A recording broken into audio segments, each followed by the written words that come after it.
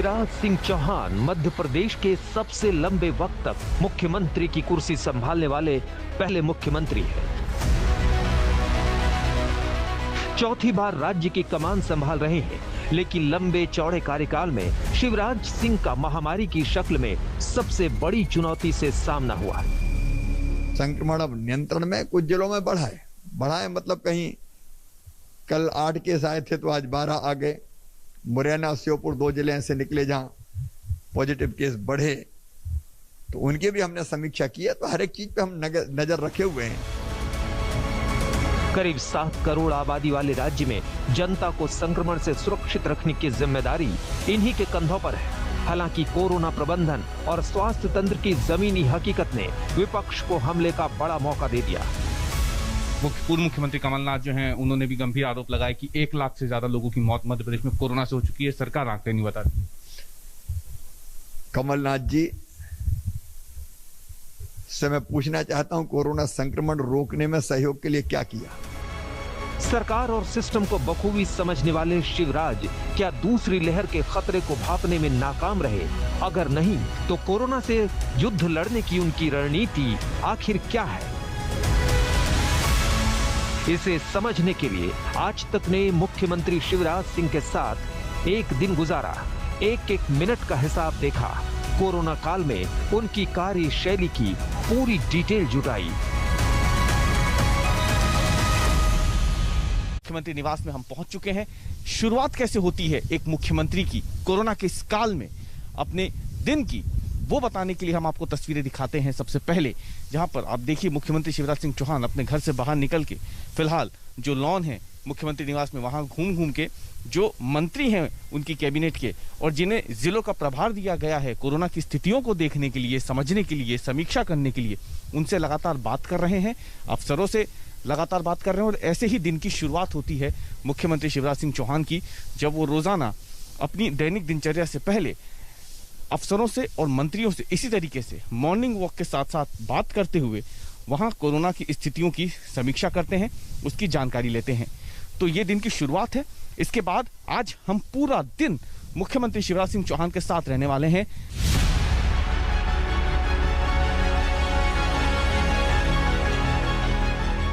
Morning walk के दौरान हर जिले की वास्तविक स्थिति की डिटेल मुख्यमंत्री को मिल गई।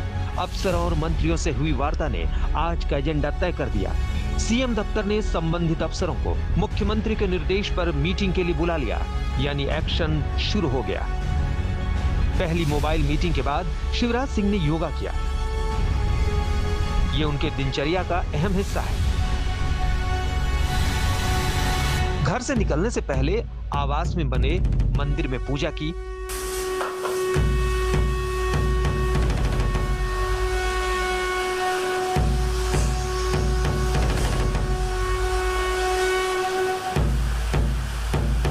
गौ सेवा की।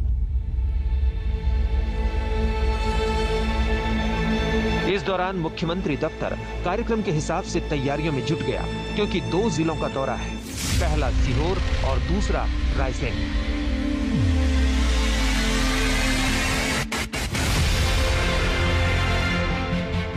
सीहोर रवाना होने से पहले अफसरों के साथ पहली अहम बैठक शुरू हो गई। इस बैठक में सीएम जिलों से मिली सूचनाओं के आधार पर आगे की रणनीति पर चर्चा करते हैं। ये जो मंत्री समूहों की बैठक है, ये पहले अब निकलने का वक्त हो गया, लेकिन उससे पहले हर दिन एक पेड़ लगाने का अभियान पूरा करते हैं। सुबह के 10:30 बज गए हैं और अब मुख्यमंत्री शिवराज सिंह चौहान आखिरकार ये दिन भर लंबा जो दौरा उनका है सीहोर रायसेन का, उसके लिए निकल रहे हैं। मुख्यमंत्री निवास पे पौधारोपण उन्होंने किया है, साल भर रोज एक पौधा लगाने का प्रण लिया है उसके तहत। और अब हम बात करते हैं कि आखिरकार इस दौरे से पहले जो एक एमपी मॉडल की चर्चा हो रही है, जिसकी प्रधानमंत्री नरेंद्र मोदी तक तारीफ कर चुके हैं, इस मॉडल के तहत ही आज आप अलग अलग जगहों पर जा रहे हैं, लोगों से बात भी करेंगे, क्राइसिस मैनेजमेंट ग्रुप की बैठक में शामिल भी होंगे। है क्या ये एमपी मॉडल जिसकी इस वक्त इतनी चर्चा हो रही है? देखिए, कोरोना संक्रमण ऐसी बीमारी है जो वायरस कम फैलाता है, हमारा व्यवहार ज्यादा फैलाता है। इसलिए कोरोना से लड़ाई अगर लड़ना है तो जनता को साथ जोड़े बिना नहीं लड़ी जा सकती। और मध्य प्रदेश ने बाकी कामों के साथ सबसे महत्वपूर्ण काम अगर ये कोई किया तो हमने कोरोना संक्रमण रोकने के लिए जनता को साथ खड़ा किया। हर गांव में क्राइसिस मैनेजमेंट कमेटी हमारे बनी। गांव में क्राइसिस मैनेजमेंट कमेटी, बाढ़ में क्राइसिस मैनेजमेंट कमेटी, ब्लॉक की क्राइसिस मैनेजमेंट कमेटी, उसके बाद जिले की क्राइसिस मैनेजमेंट कमेटी।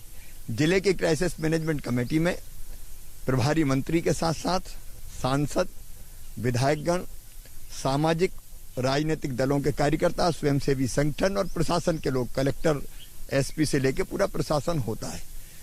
वो जिले की क्राइसिस मैनेजमेंट कमेटी जिले में कोरोना कर्फ्यू लगे तो कैसा लगे, कौन सी चीज खुली रहे, कौन सी चीज बंद रहे, इलाज की व्यवस्था, दवाई, उपचार, अस्पताल में बेड, सारी जो व्यवस्थाएं हैं, यहाँ तक कि जनता को राशन और बाकी सारी चीजें ढंग से पहुंचे उसकी व्यवस्था करती है। ब्लॉक की क्राइसिस मैनेजमेंट कमेटी ब्लॉक के कोविड केयर सेंटर को देखती है। ब्लॉक में कौन से गांव में संक्रमण फैला है, उसको कैसे कंटेन करके रोका जा सकता है, कौन से उपाय किए जाने चाहिए, और ब्लॉक में क्या खुला रहे, क्या बंद रहे, कौन सी गतिविधि चालू रहे, वो फैसला करती है। विधायक उसको लीड करते हैं। उनके साथ साथ सीओ जनपद पंचायत, एसडीएम, सामाजिक राजनीतिक दलों के कार्यकर्ता, स्वयंसेवी संगठनों के कार्यकर्ता होते हैं। और फिर सबसे नीचे जो सबसे महत्वपूर्ण है, गांव की और बाढ़ की क्राइसिस मैनेजमेंट कमेटी। ये वो कमेटियां हैं जिन्होंने तय किया कि हमारे गांव में कोरोना कर्फ्यू लगेगा, ना कोई अंदर जाएगा ना कोई बाहर जाएगा, कौन जाएगा सामान लेने ये तय किया, उपार्जन में कितने लोग जाएंगे, गेहूं का उपार्जन होना है तो वो तय किया, मनरेगा की मजदूरी कैसे होगी ये तय किया। गांव में अगर बीमार है तो इस क्राइसिस मैनेजमेंट कमेटी की जवाबदारी है। किल कोरोना अभियान हमने चलाया, किल कोरोना, तो उसमें घर घर सर्वे करती टीम जाके, सर्दी जुकाम बुखार खांसी का तो नहीं है, तो केवल सरकारी कर्मचारी जाते थे तो लोग नहीं निकलते थे, लेकिन क्राइसिस मैनेजमेंट कमेटी ने एक एक को निकाला, समझाया, टेस्ट करवाए, होम आइसोलेशन की व्यवस्था देखी, दवाइयों के किट बंटवाए, राशन की व्यवस्था की। कुल मिला के कोरोना के नियंत्रण का पूरा काम गांव की क्राइसिस मैनेजमेंट कमेटी ने गांव में किया, और उसी का परिणाम है कि 22,800 पंचायतों में से आज 20,500 पंचायतें कोरोना मुक्त हो गई। गांव ने घोषित किया मेरा गांव कोरोना मुक्त गांव। मुख्यमंत्री का काफिला निकल पड़ा। करीब 20 मिनट के सफर के बाद एयरपोर्ट पर मुख्यमंत्री पहुंच गए। यहीं से समीक्षा बैठक के लिए हेलीकॉप्टर पर सवार होंगे शिवराज। मुख्यमंत्री शिवराज सिंह चौहान अब पहुंच चुके हैं हेलीपैड पे। स्टेट हैंगर है जहां से अब ये यात्रा शुरू होगी भोपाल से बाहर। भोपाल में जो बैठकों का दौर था वो सुबह से शुरू हो गया था। उसके बाद अब कोरोना समीक्षा बैठकों के लिए और जिला क्राइसिस मैनेजमेंट ग्रुप की बैठकों में शामिल होने के लिए मुख्यमंत्री रवाना हो रहे हैं इस हेलीकॉप्टर से सीहोर, जो कि मुख्यमंत्री का गृह जिला भी है। और सीहोर के बाद रायसेन होते हुए दिन भर का ये पूरा दौरा रहेगा, जिसमें आज तक दिन भर मुख्यमंत्री के साथ रहेगा इन समीक्षा बैठकों के जरिए। और डिस्ट्रिक्ट क्राइसिस मैनेजमेंट ग्रुप की जो बैठक होगी उसमें क्या बातें होती हैं वो तमाम जानकारी आप तक पहुंचाने के लिए। सीहोर पहुंचने में करीब 20 मिनट का वक्त लगेगा। इस दौरान मुख्यमंत्री समीक्षा बैठक से जुड़ी डिटेल्स को बहुत बारीकी से उड़ान के दौरान पढ़ते हैं, क्योंकि बैठक में समस्याओं से निपटने की रणनीति बनानी होगी। मुख्यमंत्री का उड़न खटोला अब सीहोर पहुंच चुका है। यहां से शिवराज समीक्षा बैठक के लिए सीहोर पंचायत भवन की तरफ रवाना हो गए। मीटिंग में कोरोना क्राइसिस मैनेजमेंट की 3 टीमें मौजूद होंगी। पहली जिला, दूसरी पंचायत और तीसरी ग्राम। इस बैठक में सांसद साध्वी प्रज्ञा सिंह ठाकुर और जिले के स्थानीय विधायक समेत अफसर मौजूद हैं। शहर में क्या चलेगा, कौन से वार्ड में क्या स्थिति, वो देख के शहर फैसला करेगा। ये अपना अभिनव प्रयोग है, जनता ही तय करेगी और सरकार जनता के साथ करेगी। एक मोटी गाइडलाइन आएगी, लेकिन उसके हिसाब से फिर क्राइसिस मैनेजमेंट ग्रुप को फैसला करता है, उस पर हम लोग चर्चा करेंगे। लेकिन अभी तो मैं इतना ही कहता हूं कि अब स्थिति हमारी काफी ठीक है। सीहोर मुख्यमंत्री शिवराज का गृह जिला है और क्राइसिस मैनेजमेंट की मीटिंग में संभावित तीसरी लहर और अनलॉक की प्रक्रिया पर चर्चा हुई। इस वक्त हम पहुंच चुके हैं मध्य प्रदेश की राजधानी भोपाल के पास सीहोर जिले में। सीहोर जिला मुख्यमंत्री का गृह जिला भी है, इसलिए महत्व बढ़ जाता है इस बैठक का। बैठक शुरू हो चुकी है। ये क्राइसिस मैनेजमेंट ग्रुप की बैठक है। क्राइसिस मैनेजमेंट ग्रुप आखिर काम कैसे करता है वो हम आपको दिखाएं। दरअसल क्राइसिस मैनेजमेंट ग्रुप सिर्फ अफसरों की एक टीम नहीं, बल्कि जिले के जो स्थानीय नेता हैं, स्थानीय निवासी हैं, प्रबुद्धजन हैं, और साथ ही में अगर आप देखें तो भोपाल और सीहोर की जो सांसद हैं, साध्वी प्रज्ञा सिंह ठाकुर वो भी इस बैठक में मौजूद हैं। मुख्यमंत्री इस समीक्षा बैठक के साथ साथ क्राइसिस मैनेजमेंट ग्रुप की बैठक कर रहे हैं और किस तरीके की स्थितियां कोरोना की सीहोर जिले में बनी हुई हैं उस पर नजर रख रहे हैं। कैसे स्थिति को सुधारा जा चुका है उसके बारे में अफसरों से बातचीत कर रहे हैं। करीब 1.5 घंटे चली मीटिंग में मुख्यमंत्री ने अनलॉक को लेकर निर्देश दिए, यानी कब और कैसे लॉक सीहोर को अनलॉक किया जाएगा। सीहोर जो कि मुख्यमंत्री शिवराज सिंह चौहान का गृह जिला भी है, वहां पर जो क्राइसिस मैनेजमेंट ग्रुप है उसकी बैठक पूरी हो गई है। अब रायसेन के लिए रवाना हो रहे हैं मुख्यमंत्री। क्या लेकिन सीहोर की स्थितियां रही, क्या फीडबैक रहा सर सीहोर का, क्या निकल के सामने आया? स्थिति बहुत संतोषजनक है। कोविड पूरी तरह से नियंत्रण में है। कल के जो सैंपल टेस्ट हुए थे वो लगभग 1500 से ज्यादा थे, 1700 के आसपास, और उसमें केवल 27 पॉजिटिव केस आए हैं। हर एक पॉजिटिव केस जो मिला है उसकी कॉन्टैक्ट ट्रेसिंग हो रही है। जो संबंध जितने साथी थे उनके भी टेस्ट ले लिए गए, सैंपल ले लिए गए। लेकिन सुखद बात यह है कि अब बाकी ज्यादा पॉजिटिव लोग नहीं आ रहे हैं। रिकवरी रेट भी अच्छी है और व्यवस्थाएं भी जो सभी जनप्रतिनिधियों ने और क्राइसिस मैनेजमेंट ग्रुप के सदस्यों ने बताया वो सारी बहुत अच्छी है और मुझे लगता है जल्दी यहाँ काबू पा लिया जाएगा। एक तो क्योंकि आपका गृह जिला भी है सीहोर, ऐसे में जब हम बात करते हैं ग्रामीण क्षेत्रों की, तो ग्रामीण क्षेत्रों की क्या स्थिति? ग्रामीण क्षेत्रों में हमारी पंचायतें नाम मात्र की ऐसी बची है जहाँ कोरोना का संक्रमण है, बाकी लगातार मुक्त होती चली जा रही है। और जो उन्होंने टारगेट तय किया है, 1 तारीख तक इनका टारगेट है कि नए केस आना कम हो जाए, लेकिन 5 तारीख तक जो इनने अनुमान लगाया है जिला प्रशासन ने क्राइसिस मैनेजमेंट ग्रुप के साथ कि यहाँ केस 0 कर देंगे। ये मुख्यमंत्री शिवराज सिंह चौहान जो सीहोर में जो क्राइसिस मैनेजमेंट ग्रुप की बैठक हुई है उसे पूरा करके अब रवाना हो रहे हैं रायसेन के लिए। सीहोर में हुई बैठक के बाद अब अगला नंबर रायसेन जिले का है, जहां वैक्सीनेशन और ब्लैक फंगस को लेकर मुख्यमंत्री स्थानीय नेताओं, मंत्रियों और अफसरों के साथ मीटिंग करेंगे। अपने गृह जिले सीहोर में कोरोना समीक्षा बैठक और डिस्ट्रिक्ट क्राइसिस मैनेजमेंट ग्रुप की बैठक के बाद अब मुख्यमंत्री रवाना हो रहे हैं रायसेन के लिए। आप तस्वीरों में देख सकते हैं हेलीकॉप्टर बस तैयार है। अब रायसेन कुछ ही मिनट की दूरी पर यहां से है और इसके बाद फिर रवाना होंगे रायसेन के बाद भोपाल, जहां पे भोपाल में भी महत्वपूर्ण बैठकें जो हैं वो होने वाली है। आज तक लगातार मुख्यमंत्री शिवराज सिंह चौहान के साथ बना हुआ है। कोरोना के इस काल में कैसे सरकार काम कर रही है, कैसे अलग अलग जिलों में बैठकों का दौर हो रहा है और कोरोना की स्थितियों को काबू में करने की कोशिशें हो रही हैं, उसके तहत अब रायसेन में मुख्यमंत्री पहुंच रहे हैं और आज तक आपको वो तस्वीरें भी रायसेन से दिखाएगा जहां पर बैठकों का दौर शुरू होगा। करीब आधे घंटे के हवाई सफर के बाद मुख्यमंत्री रायसेन पहुंचेंगे, जहां समीक्षा बैठक लेंगे। बैठक लंबी भी खिंच सकती है। टाइम मैनेजमेंट को देखते हुए मुख्यमंत्री ने हेलीकॉप्टर में ही लंच कर लिया ताकि ज्यादा से ज्यादा वक्त मीटिंग को दिया जा सके। दोपहर 1:35 में मुख्यमंत्री दूसरे जिले के दौरे पर पहुंच गए। यहां मीटिंग कलेक्टर दफ्तर में शुरू हुई। और सबसे बड़ा धन्यवाद तो मैं बाद में जनता को भी दूंगा, क्राइसिस मैनेजमेंट कमेटियां, गांव की, ब्लॉक की, जिले की, सबने मिलकर जबरदस्त परिश्रम किया। इसलिए अभी मैं ज्यादा कुछ नहीं कहूंगा, जब क्राइसिस मैनेजमेंट ग्रुप से भी बात करेंगे तो साथ में चर्चा हो जाएगी। समीक्षा बैठक खत्म होने के बाद एक बार फिर मुख्यमंत्री वापस भोपाल के लिए निकल पड़े। सीहोर और रायसेन जिले के बाद भोपाल से वर्चुअल बैठक के द्वारा दूसरे जिलों की स्थिति का जायजा लेंगे। 5 घंटे और 2 जिलों में कोरोना समीक्षा बैठकों के बाद अब मुख्यमंत्री वापस भोपाल पहुंच चुके हैं। आप सामने तस्वीर में देखते हैं, लेकिन भोपाल पहुंचिए ही एक बार फिर काम पे जुटना है, इसलिए आप देखिए सामने रवाना हो गए हैं मुख्यमंत्री शिवराज सिंह चौहान। यहां से अब अगली बैठक जो मंत्रालय में होनी है कोरोना को लेकर, उसके लिए हैंगर से अब गाड़ियां निकल चुकी है, काफिला निकल चुका है भोपाल मंत्रालय के लिए। सुबह आवास से निकले मुख्यमंत्री दोपहर करीब 4 बजे मंत्रालय पहुंचे। यहां पर 6 लाख ग्रामीण पथ विक्रेताओं के खाते में 1-1 हजार रुपए की राशि ट्रांसफर की, तो शाम 5 बजे से संभावित तीसरी लहर की तैयारियों पर अफसरों के साथ बैठक की। 12 घंटे से ऊपर का समय हो चुका है। सुबह 7 बजे से मुख्यमंत्री ने मंत्रियों के साथ, अफसरों के साथ बातचीत शुरू की थी फोन पे मॉर्निंग वॉक के दौरान, लेकिन अब 12 घंटे बाद छठी मीटिंग जो है कोरोना पे मुख्यमंत्री की जारी है।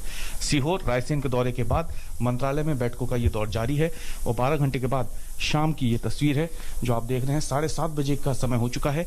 ये जो मीटिंग है जून से कैसे अनलॉक की प्रक्रिया शुरू होनी है मध्य प्रदेश में, उस पर जो मंत्रियों का समूह बनाया गया है, जो उनके सुझाव आए हैं, उस पर फिलहाल ये चर्चा हो रही है और इसके बाद अंतिम निर्णय इसमें 1 या 2 दिनों पर ले लिया जाएगा, जिसके बाद यह तय हो जाएगा कि मध्य प्रदेश में अनलॉक जो होने जा रहा है उसका स्वरूप किस तरीके से होगा। अगर सामने तस्वीरों में देखें तो उसमें तमाम मंत्रियों के समूह जो है वो जुड़ रहे हैं और अपनी बात एक एक करके मुख्यमंत्री शिवराज सिंह चौहान के सामने रख रहे हैं। कई घंटों तक बैठकों के बाद अब ग्राउंड पर औचक निरीक्षण का वक्त है। मुख्यमंत्री के सिवाय किसी को अभी तक नहीं पता कि कहां जाना है। Shivraj Singh Chouhan covid control and command centre पहुंच गए। सेंटर के कर्मचारियों का काम देखा और फिर खुद होम आइसोलेशन में रहने वाले मरीजों का वीडियो कॉन्फ्रेंसिंग के जरिए हाल जाना।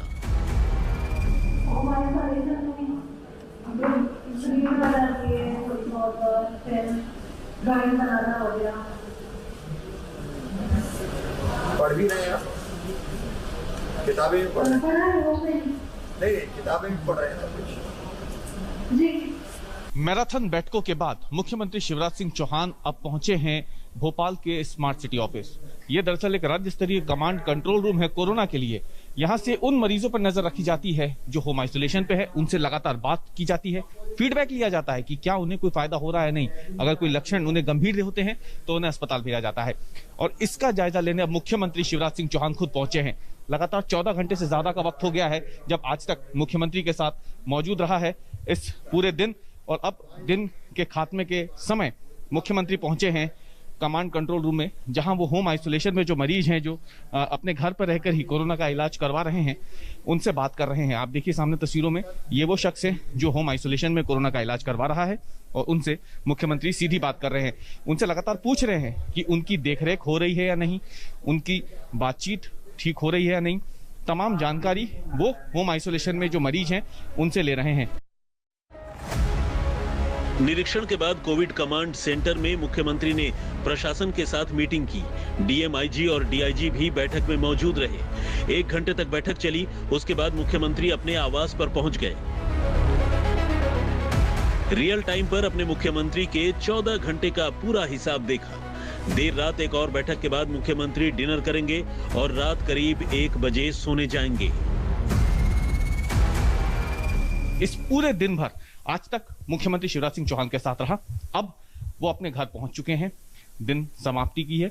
शिवराज सिंह चौहान हमारे साथ मौजूद हैं बात करने के लिए कि आखिरकार अब ये पूरे दिन भर की समीक्षा के बाद बतौर मुख्यमंत्री मध्य प्रदेश आज कहां खड़ा है, आपको क्या लगता है, अनलॉक के लिए कितना तैयार? मध्य प्रदेश में कोरोना संक्रमण पूरी तरह से नियंत्रण में है। मध्य प्रदेश की पॉजिटिविटी रेट लगभग 2.5% के आसपास आ गई है और आज मैंने जाकर भी 2 जिलों की समीक्षा की, लेकिन भोपाल में आकर मैंने एक जिले की समीक्षा की है। उसके साथ ही हमने 6 मंत्री समूह बनाए थे अनलॉक की प्रक्रिया शुरू करने के लिए क्या क्या करना है। कोई फैसला हम केंद्र से सेंट्रली नहीं ले रहे, मतलब भोपाल में बैठ के नहीं ले रहे। एक मंत्री समूह ने सिफारिश की है कि अगर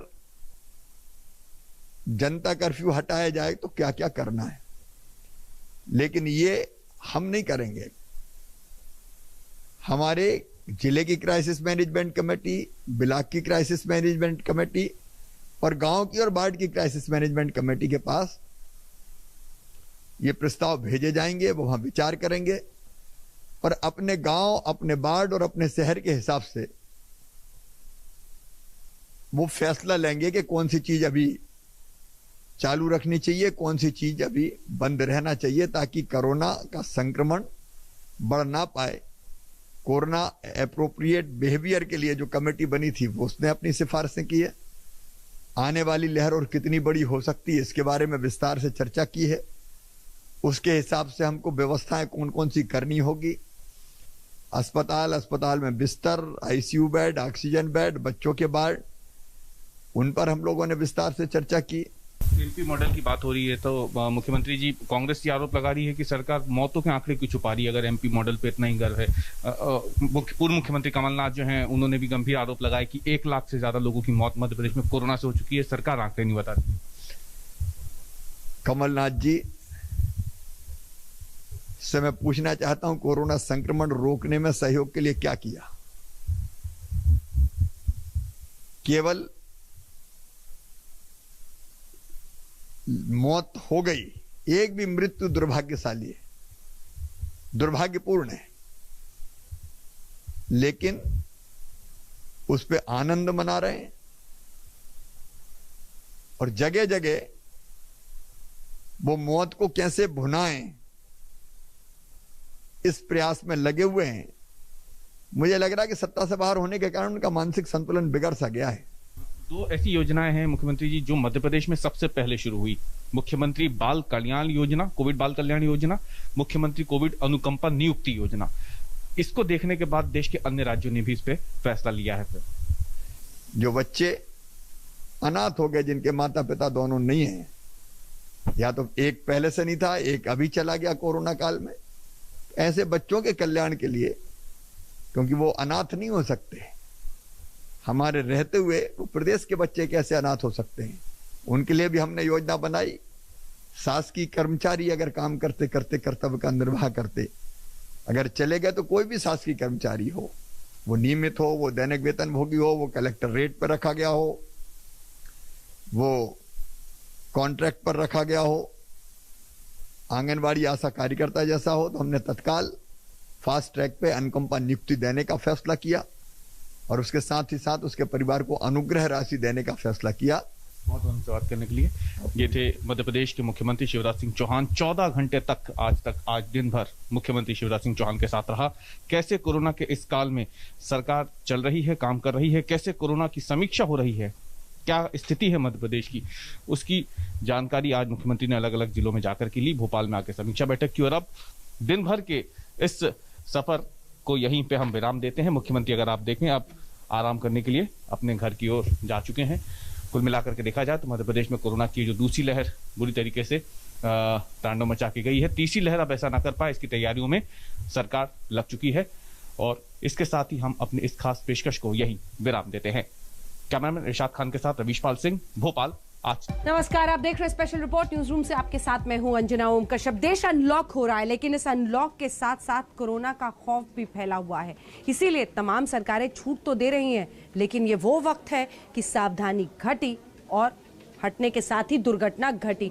और इसीलिए हम आइए आपको दिखाते हैं अपनी ये रिपोर्ट, कैसे सावधानियों के बीच ये अनलॉक किया जा रहा है, क्योंकि तीसरे लहर का भी तो खतरा है।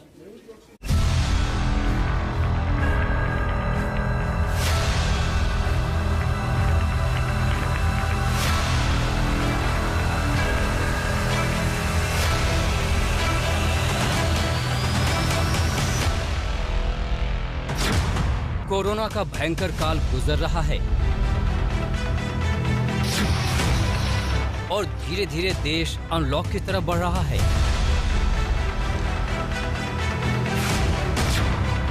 लेकिन दूसरी लहर के तांडव के बाद तीसरी लहर से सावधान।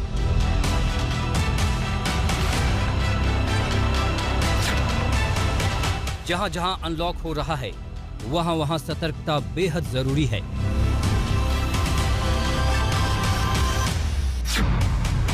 अनलॉक में रत्ती भर गलती बहुत भारी पड़ सकती है।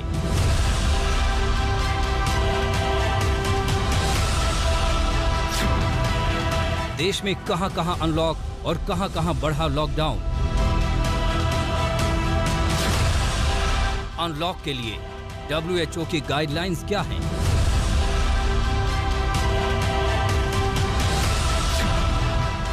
अभी अनलॉक का ट्रायल है, क्योंकि खतरा टला नहीं है।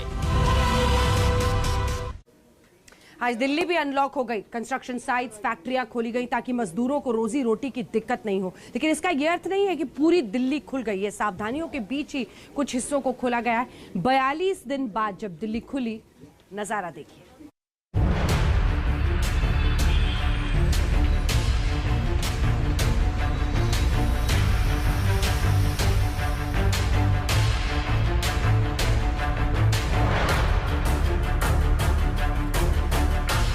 दिल्ली ने कोरोना का सबसे घातक रूप देखा है। ये सब कुछ है, ये आज पता चला।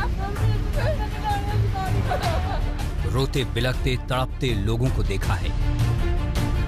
अस्पतालों में बेड और ऑक्सीजन के लिए भटकते हुए देखा है।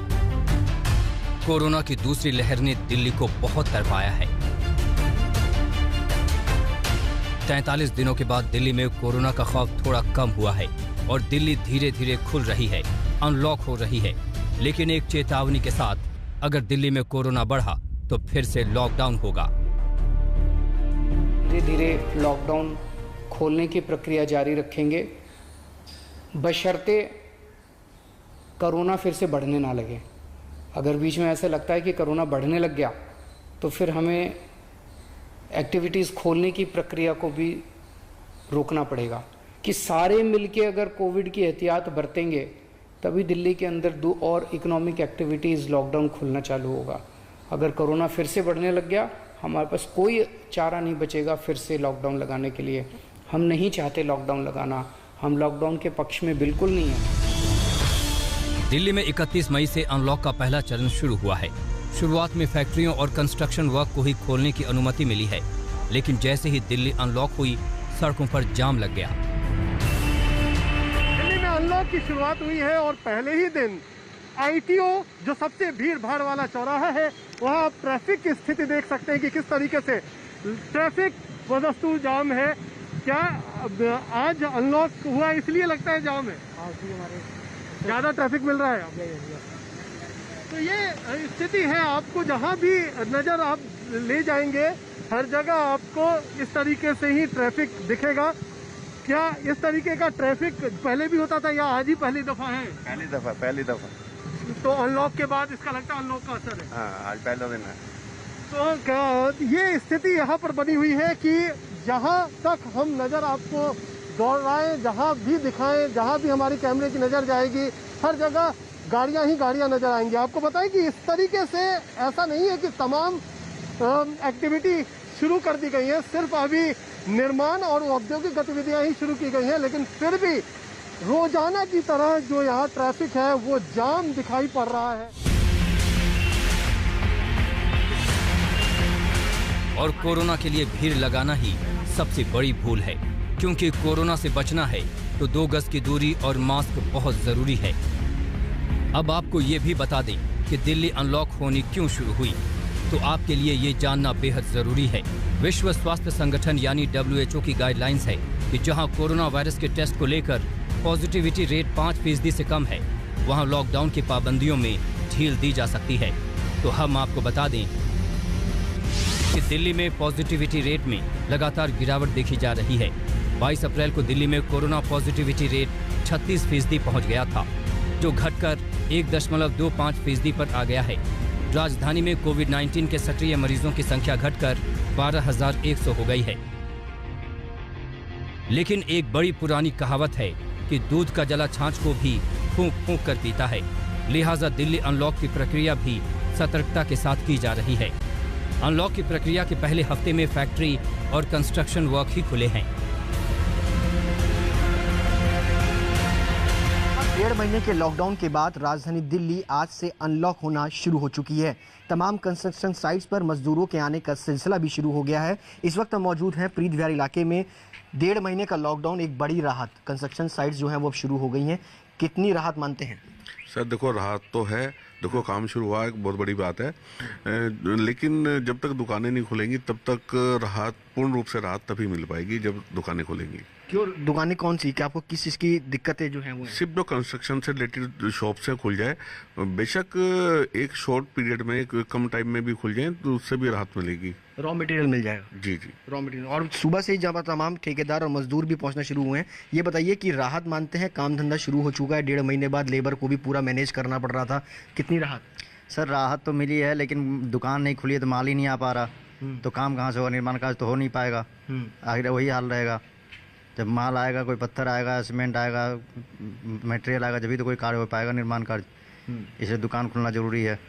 यानी ये स्थिति जो है वो साफ तौर पर फिलहाल राजधानी दिल्ली के अंदर नजर आ रही है। एक राहत जरूर मिली है, लेकिन एक परेशानी भी जो है वो तमाम कंस्ट्रक्शन साइट्स पर जो बिल्डर्स हैं उनके लिए ये भी परेशानी है कि वो चाहते हैं कि सरकार जल्दी से जल्दी रॉ मटेरियल्स की शॉप्स भी खोले ताकि कंस्ट्रक्शन वर्क को जो इजाज़त मिली है वो आगे भी तेजी से काम बढ़ सके।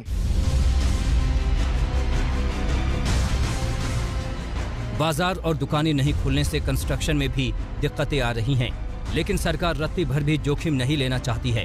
फैक्ट्रियां इसलिए शुरू की गई हैं ताकि मजदूरों की रोजी रोटी का इंतजाम हो सके। शुरू हो गए हैं और धंधे के साथ साथ जो यहाँ पटपरगंज इंडस्ट्रियल एरिया है वहाँ पर चहल पहल भी शुरू हो गई है। लोग जो काम करते हैं फैक्ट्रियों में वो लगातार आने शुरू हो गए हैं। आप लोग फैक्ट्री में काम करते हैं? आज से ही चालू हुआ। ये जो है ये कितनी बड़ी राहत है आप लोगों के लिए कि आज से फैक्ट्रियाँ चालू हैं? सर काफ़ी राहत है।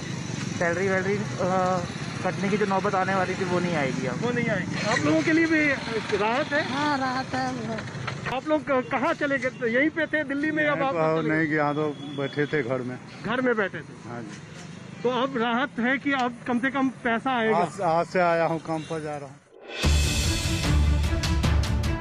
दिल्ली के लिए एक और पॉजिटिव और अच्छी खबर ये है कि पिछले 7 दिनों में पहली दफा कोरोना से 100 से कम मौतें हुई हैं। रविवार को दिल्ली में कोरोना के 946 नए मामले सामने आए, तो वहीं इस दौरान 78 मरीजों की मौत हुई। 47 दिनों में पहली बार है जब राजधानी में मौत का आंकड़ा 100 के नीचे रहा है। इसके पहले 13 अप्रैल को मौत का आंकड़ा 100 से कम रहा था। ऐसे में अनलॉक की प्रक्रिया के तहत सोमवार सुबह से इंडस्ट्रियल एरिया में 4 दीवारी या फिर परिसर में मैन्युफैक्चरिंग और प्रोडक्शन यूनिटों को चलाने की इजाजत दी गई है। उसके लिए भी कई नियम बनाए गए हैं। कार्यस्थल पर थर्मल स्क्रीनिंग और सैनिटाइजर का इस्तेमाल करना अनिवार्य है। वर्किंग आवर्स अलग अलग शिफ्ट में होंगे ताकि एक समय पर ज्यादा भीड़ न हो। इससे शारीरिक दूरी के नियमों का पालन आसान होगा। कार्यस्थल पर कर्मचारियों अधिकारियों को भी मास्क लगाना और शारीरिक दूरी अनिवार्य होगी। दिल्ली में जिला अधिकारी के जरिए रैंडम RT-PCR और रैपिड टेस्ट कराए जाएंगे। नियमों का उल्लंघन करने पर मैन्युफैक्चरिंग यूनिट या कंस्ट्रक्शन साइट को बंद भी किया जा सकता है। ई-पास के जरिए मूवमेंट की इजाजत होगी। के बाद राजधानी दिल्ली आज अनलॉक हो गई है। इसकी शुरुआत हो गई है। तमाम फैक्ट्रियों में मजदूरों के आने का सिलसिला भी शुरू हो चुका है, लेकिन इस सिलसिले के साथ साथ कई तरीके की परेशानियां भी जो है वो मैन्युफैक्चरर्स को उठानी पड़ रही है। हमारे साथ इस वक्त बातचीत करने के लिए मौजूद हैं ईस्ट दिल्ली मैन्युफैक्चरिंग एसोसिएशन के चेयरमैन डॉक्टर अनिल गुप्ता जी। गुप्ता जी, लंबे इंतज़ार के बाद कोरोना महामारी का जो पीक था उसके बाद अब जाकर के दिल्ली अनलॉक होनी शुरू हुई है और सबसे पहले छूट आपकी इंडस्ट्रीज़ को शुरू हुई है। किस नज़रिए से देखते हैं, कितना बेहतर है ये? दिल्ली सरकार की जो घोषणा है उसका स्वागत करते हैं। पिछले काफ़ी दिनों से हम मांग कर रहे थे क्योंकि दिल्ली NCR और काफ़ी देश के हिस्सों में इंडस्ट्रीज़ को बंद नहीं किया गया, खासकर दिल्ली में किया गया। हम लोग कह रहे थे, पिछली बार भी हमने कहा था कि मेडिकल इंफ्रास्ट्रक्चर की जो प्रॉब्लम हुई हम लोग उसको कैटर कर सकते हैं, जब हमारी बात नहीं मानी। आज आपने भी देखा इंडस्ट्री में सिलेंडर पड़े हैं, इसका इस्तेमाल नहीं किया गया, जबकि हो सकता था। जब से घोषणा आई 2 दिन में हमने पूरे इंडस्ट्री एरिया को सैनिटाइज कराया है और आज हमारी 50% के करीब लेबर आ गई है। हमने काम शुरू किया है, कहीं सफाई हो रही है, कहीं काम शुरू हुआ है, जितना भी आया है, और कोविड प्रोटोकॉल का पूरा पालन करते हुए। फैक्ट्री तो खुल गई हैं, लेबर को पहुंचना में और उसके साथ साथ सरकार की तरफ से ये भी कहा गया है कि ई-पास भी जो है वो अलाउ किया जा रहा है। ये बड़ा अजीब सा डिसीजन है सरकार का। दिल्ली में 1 लाख फैक्ट्रियाँ, 10 लाख कर्मचारी हैं। कल भी हमने सरकार के कुछ नुमाइंदों को बोला है, आप ई-पास कल से हम कोशिश कर रहे हैं, बनी नहीं है। अनलॉक की ये प्रक्रिया अभी ट्रायल पर है क्योंकि लॉकडाउन से ही दिल्ली में कोरोना काबू में आया है। ऐसे में इस हफ्ते मेट्रो की सेवा बंद रहेगी। गैर जरूरी सेवाओं के लिए भी कर्फ्यू 7 जून सुबह 5 बजे तक के लिए पहले की तरह ही जारी रहेगा। सुशांत मेहरा के साथ कुमार कुणाल, दिल्ली आज तक।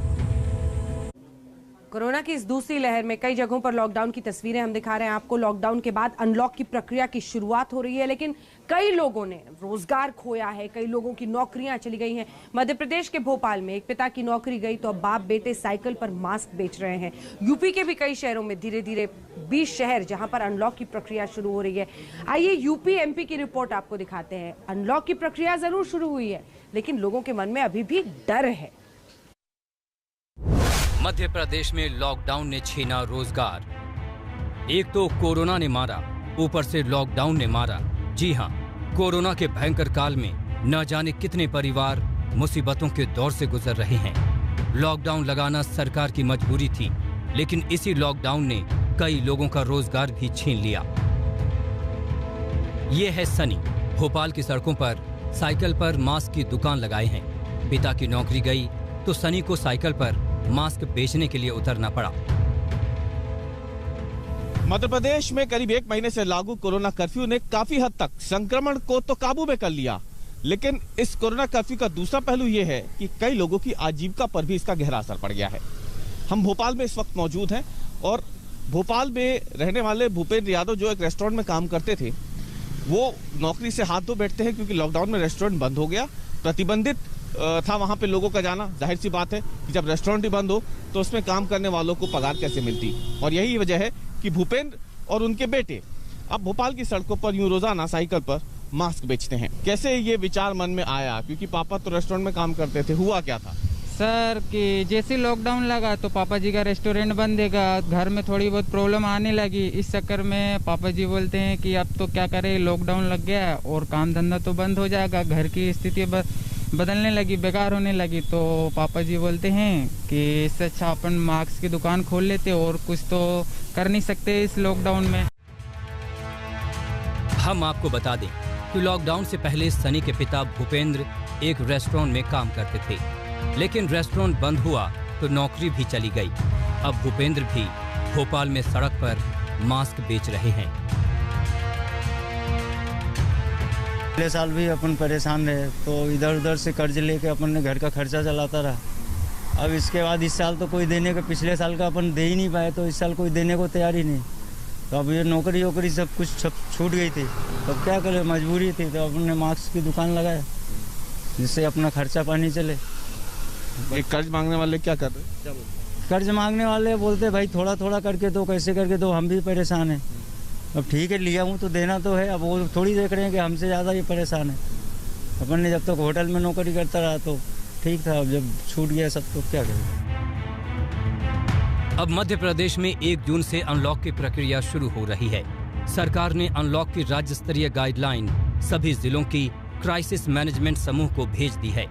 इसके मुताबिक प्रदेश में किराना दुकानें खुल जाएंगी, स्कूल, कॉलेज, सिनेमा हॉल और शॉपिंग मॉल अभी बंद ही रहेंगे।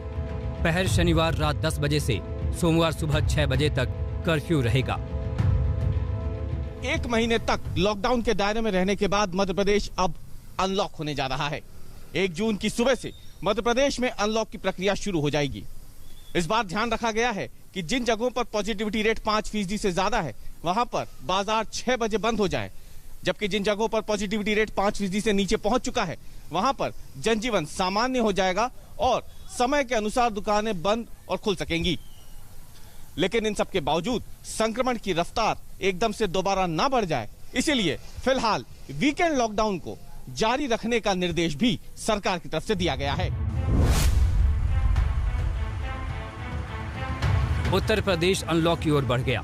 योगी सरकार की नई गाइडलाइन के अनुसार 1 जून से यूपी के 20 जिलों को छोड़कर सभी जिलों में सुबह 7 बजे से शाम 7 बजे तक कोरोना कर्फ्यू में कुछ शर्तों के साथ ढील दी जाएगी। शनिवार रविवार साप्ताहिक बंदी के साथ नाइट कर्फ्यू जारी रहेगा। 600 से अधिक कोरोना केस वाले जिलों को फिलहाल अभी कोई छूट नहीं दी जाएगी। कोरोना संक्रमण के घटते मामलों के बीच उत्तर प्रदेश में भी अनलॉक की प्रक्रिया शुरू हो गई है। पहले बेहद बेतहाशा जो मामले बढ़ रहे थे, अब उनमें काफी कमी आई है। लेकिन इस अनलॉक की प्रक्रिया में इस बात का ध्यान रखा गया है कि जहां 600 से कम केसेस हैं वहीं पर ढील दी जाए। उत्तर प्रदेश के 20 जिले ऐसे हैं जहां 600 से ज्यादा मामले हैं, इसलिए वहां राहत नहीं दी जा रही है, जिसमें उत्तर प्रदेश की राजधानी लखनऊ भी शामिल है। साथ ही साथ 50 से ऊपर ऐसे जिले हैं जहां राहत दी जाएगी, लेकिन वीकेंड कर्फ्यू पूरे प्रदेश में जारी रहेगा। सरकार की मंशा ये है कि संक्रमण न बढ़ने पाए, इसके लिए लगातार सख्ती की जाए और इसमें तमाम उन चीजों को बंद रखा जाए जिससे संक्रमण फैलने का खतरा ज्यादा रहता है। जिम, मंदिर, स्कूल, कॉलेज ये सब बंद रहेंगे, लेकिन जहां काम करने की इजाजत है वहां 50% कर्मचारियों के साथ ही है। तो कुल मिलाकर के जो अनलॉक की प्रक्रिया शुरू हुई है इसमें धीरे धीरे ढील दी जाएगी और कोशिश ये रहेगी कि संक्रमण को रोकने के वो हर तरीके इस्तेमाल किए जाएं जिससे कि जिस भयंकर महामारी से उत्तर प्रदेश कुछ दिनों पहले बेहाल था उसमें थोड़ी राहत मिल सके। मेरठ, लखनऊ, सहारनपुर, वाराणसी, गाजियाबाद, गोरखपुर, मुजफ्फरनगर, बरेली, गौतम बुद्ध नगर, बुलंदशहर, झांसी, प्रयागराज, लखीमपुर खीरी, सोनभद्र, जौनपुर, बागपत, मुरादाबाद, गाजीपुर, बिजनौर और देवरिया में फिलहाल कोई छूट नहीं है। भोपाल से रविशपाल सिंह के साथ श्रीवेंद्र श्रीवास्तव, लखनऊ, आज तक। अनलॉक कहां आपने देख लिया, लेकिन कई ऐसे भी इसी देश में कई ऐसी जगह हैं जहां पर लॉकडाउन को बढ़ाया गया है। कहां पर, क्यों? ब्रेक के बाद देखते रहिए स्पेशल रिपोर्ट।